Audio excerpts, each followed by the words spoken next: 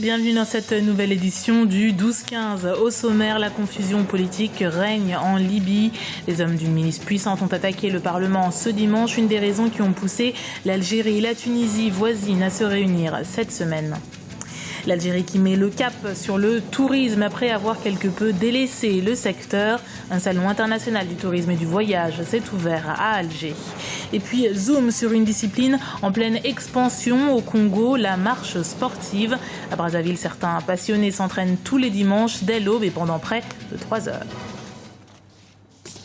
Mais avant de développer ces titres, le Premier ministre malien Moussa Mara s'est montré catégorique. L'attaque de Kidal était une déclaration de guerre. Fin de citation. La ville de Kidal au nord du Mali a été le théâtre samedi de violents affrontements entre des groupes armés et l'armée régulière malienne. Ces officiels n'ont pas survécu. Le chef du gouvernement qui a par ailleurs confirmé que des troupes supplémentaires étaient en partance pour le nord. La Libye est toujours en proie à une situation politique mouvementée. Le Parlement a été attaqué dimanche 18 mai par des milices armées. 2 hommes, dont le colonel Mokhtar Fernana, ont ensuite lu un communiqué exigeant la dissolution du Parlement intérimaire. Ils ont également ordonné que le pouvoir soit confié au comité des 60, une assemblée élue en février et chargée de rédiger la nouvelle constitution. Des événements qui illustrent une nouvelle fois la difficile transition que traverse la Libye, comme l'analyse notre éditorialiste Jemal Taleb. Malheureusement, en Libye, on n'assiste pas à la désintégration de l'État parce qu'il est désintégré depuis longtemps. La question, c'est la tentative de l'intégrer est-elle en train de se déchouer ou de réussir? Hélas, force est de constater aujourd'hui qu'on n'en prend malheureusement pas le chemin. Et donc, il y a un régime complètement éclaté, il y a un pouvoir central qui est absolument inexistant, et des bandes armées qui, elles, ont chacune son fusil, sa Kalachnikov, et qu'avec la Kalachnikov, en réalité, on a une parcelle de pouvoir. Si vous lui enlevez la Kalachnikov, vous lui enlevez le pouvoir. Donc, aucune bande armée aujourd'hui n'a envie qu'on lui arrache évidemment la Kalachnikov parce qu'on lui a la parcelle de pouvoir. L'épisode ou la série d'épisodes qu'on vient de vivre, y compris la dernière difficile élection du nouveau Premier ministre, en est l'exemple le plus frappant. Et la situation sécuritaire en Libye au cœur d'une rencontre entre les autorités militaires tunisiennes et algériennes cette semaine. La date n'a pas encore été dévoilée. Inquiétée par ces événements, l'Algérie a déjà fermé sa frontière commune avec la Libye, posté 40 000 hommes aux alentours et fermé son ambassade à Tripoli. Autant de mesures destinées à contenir l'agitation et empêcher qu'elle n'affecte les pays voisins. Terry Noir. La situation en Libye inquiète les pays voisins. Alors que les tensions en Libye ne semblent pas s'apaiser, les pays voisins comme l'Algérie et la Tunisie craignent des débordements au niveau des frontières. Pour éviter une possible régionalisation de la crise politique et sécuritaire libyenne, les hauts responsables algériens et tunisiens vont se rencontrer afin de mettre en place une stratégie commune. La rencontre entre des responsables militaires et civils tunisiens et algériens rentre dans le cadre d'une coordination entre les deux pays. Il y a des tensions très fortes et des agressions permanentes des terroristes à la frontière algéro-tunisienne sur les monts Chablis, et puis ça déstabilise toute la région. Une rencontre qui aura pour but de prévenir tout déplacement des terroristes qui chercheraient à atteindre les deux pays. En effet, les enjeux sont importants et pour éviter une crise politique de plus grande envergure, les deux forces armées veulent s'accorder. Mais l'Algérie va se coordonner avec la Tunisie pour protéger leurs frontières. Et ça, c'est quelque chose de tout à fait légitime, c'est-à-dire d'essayer d'endiguer l'afflux de terroristes venant de la Libye, mais quand je dis venant de la Libye, c'est pas forcément des Libyens, parce que c'est l'AQMI, comme j'ai dit, c'est une multinationale. L'Algérie a d'ailleurs annoncé le déploiement de plus de 40 000 soldats le long des frontières pour pallier à toute tentative de passage des terroristes ou d'armes lourdes. Au Sénégal, la société civile mobilisée pour le retour des 223 jeunes filles kidnappées au Nigeria par le groupe terroriste Boko Haram il y a plus d'1 mois. Aux manifestations hebdomadaires s'est ajouté un rassemblement du regroupement des femmes pour la paix et la cohésion au Sénégal.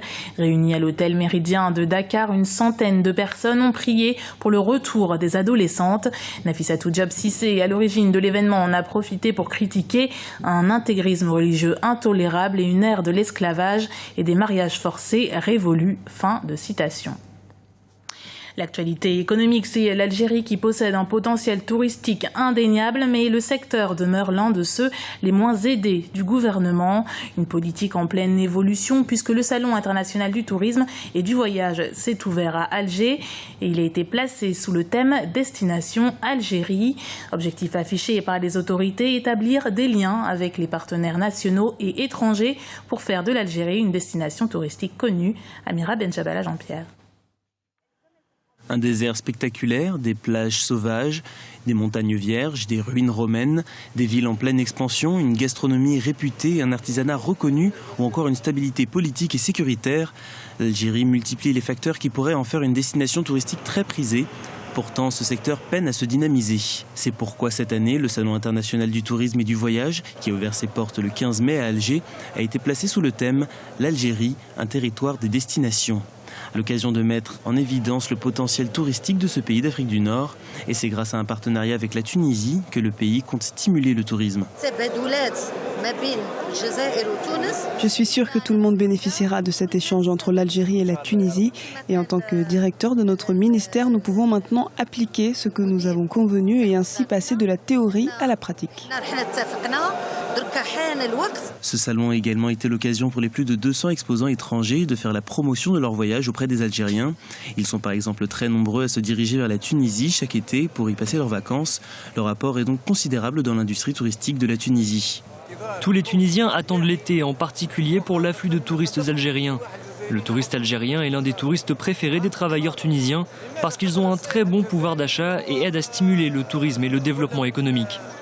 À noter que plus de 350 projets sont en cours en Algérie pour augmenter la capacité d'accueil des touristes pour un coût d'investissement de l'ordre de 173 milliards de dinars. 160 autres projets d'un montant de 92 milliards de dinars vont être lancés. Et vous l'avez bien compris, c'était un sujet de Amira Benjabala Jean-Pierre commenté par Thierry Noiran. Du sport pour terminer ce journal, la marche sportive est une des activités qui séduit de plus en plus de Congolais. Chaque dimanche, ces marcheurs arpentent les rues de la capitale Brazzaville, seuls ou en groupe. Une passion à l'origine de nombreux clubs. Notre correspondant au Congo, Prince Bafolo, a suivi l'un d'entre eux. Voici son reportage. Il est 6h30, nous sommes à Mongali, l'arrondissement 4 de Brazzaville. Les membres du club Djatans se mettent en condition. Tous les dimanches, depuis 4 ans, ils définissent un trajet qu'ils parcourent en 2 heures, voire 3 heures. Ce dimanche, une vingtaine de marcheurs sont au rendez-vous. De Mongali, ils vont marcher jusqu'au stade Alphonse Massamba Déba en passant par l'aéroport de Maya Maya. Allez, marche groupée pour le stade Massamba Déba. C'est parti. Après quelques minutes de relaxation, occasion aussi d'attendre les retardataires avant d'entamer le dernier tronçon, les marcheurs reprennent la route.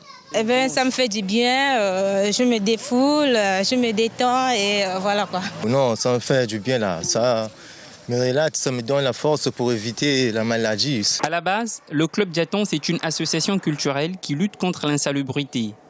Le club a décidé de mener une activité sportive pour renforcer ses liens de fraternité, mais pas seulement.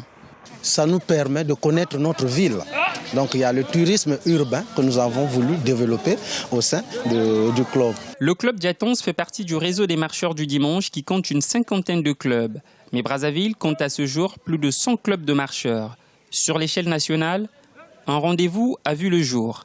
Il s'agit de la marche citoyenne qui réunit les clubs du Congo dans un département du pays pour une marche d'ensemble. Cette année, la 9e édition se tiendra en juin prochain dans le département de la Bouenza. C'était le journal de la rédaction. Merci de l'avoir suivi. Retrouvez dans un instant une nouvelle édition du 12-15 sur Africa 24.